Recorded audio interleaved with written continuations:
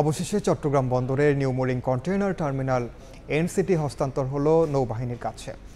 রোববার রাত 12টায় ড্রাই ডকের মাধ্যমে নৌবাহিনী অত্যাধুনিক এই টার্মিনালটি পরিচালনা কাজ শুরু করেছে। এর ফলে নতুন ব্যবস্থাপনায় কন্টেইনার ওঠানামার কাজ শুরু হয়েছে।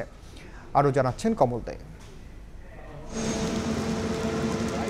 বিদেশি কোনো প্রতিষ্ঠান নয়, চট্টগ্রাম বন্দরের বহুল আলোচিত নিউ মোরিং কন্টেইনার টার্মিনাল এনসিটিতে কন্টেইনার ওঠানামার দায়িত্ব বুঝে নিয়েছে বাংলাদেশ নৌবাহিনীর প্রতিষ্ঠান ড্রাই ডক।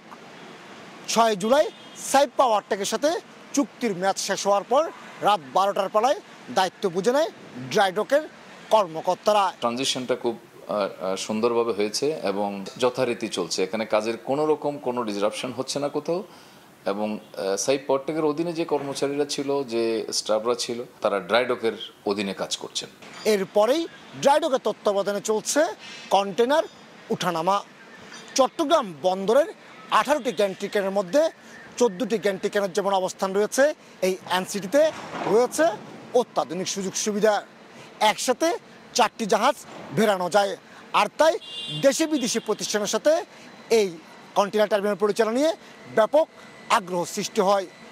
সরকারের পক্ষ থেকে প্রথমে বিদেশি প্রতিষ্ঠান দিয়ে এই টার্মিনাল পরিচালনার কথা বলা হলো, এ নিয়ে আলোচনা সমালোচনা শুরু হয়। পরবর্তীতে সরকার বাংলাদেশ নৌবাহিনীকে দিয়ে বহুল আলোচিত এই টার্মিনাল পরিচালনার সিদ্ধান্ত নেয়। তারই আলোকে দায়িত্ব বুঝে নিয়েছে dry doc. This is very easy, কারণ টেকনোলজির উপর যাদের কোনো দখল থাকবে তাদের জন্য এটা আয়ত্ত করাটা তেমন কোনো ডিফিকাল্ট কোনো ব্যাপার হবে না। চট্টগ্রাম বন্দরে বছরে 32 লাখের বেশি কন্টেইনার উঠানামা হয়। এর মাঝে 44% কন্টেইনার উঠানামা হয় এনসিটিতে। প্রথম থেকে এনসিটি পরিচালনা নিয়ে জটিলতা সৃষ্টি হয়েছিল। পরবর্তীতে রাজনৈতিক প্রভাব খাটিয়ে দায়িত্ব বুঝে নেয় সাইপ পাওয়ার টেক। গত 14 বছরের বেশি সময় ধরে সাইপ পাওয়ার টেকের তত্ত্বাবধানে চলছিল এই এনসিটি। তবে শেষ পর্যায়ে এসে সরকারের সিদ্ধান্ত অনুযায়ী নৌবাহিনী ড্রাই ডকের মাধ্যমে এই কন্টেইনার টার্মিনাল পরিচালনা করছে। অন্তত 6 মাস তারা পরিচালনা করবে।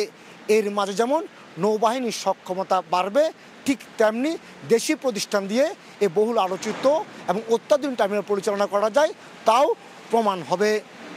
চট্টগ্রাম বন্দরের এনসিটি থেকে কমল দে, সময় সংবাদ।